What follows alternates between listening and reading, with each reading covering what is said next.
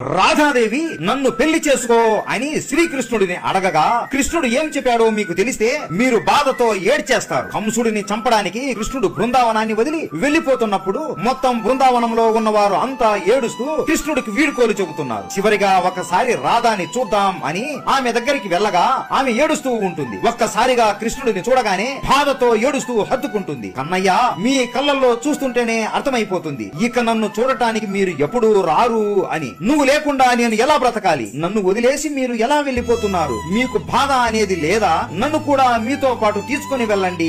ఇదిగో సింధూరం, ఇప్పుడే నన్ను వివాహం చేసుకుని మీ అర్ధాంగిలా చేసుకోండి అని ఏడుస్తూ అంటుంది. అది వినగానే శ్రీకృష్ణుడు ఆమె కళ్ళల్లో కళ్ళు పెట్టి చూడలేక ముఖం పక్కకు తిప్పుకుంటాడు. ఏం కృష్ణ, నేను అంటే మీకు ఇష్టం లేదా? నన్ను వివాహం చేసుకోవడం మీకు ఇష్టం లేదా అని రాధాదేవి ఏడ్చేస్తుంది. అలా కొద్దిసేపటి తర్వాత, అన్నయ్య నన్ను క్షమించు, నా ప్రేమని వివాహంలాగా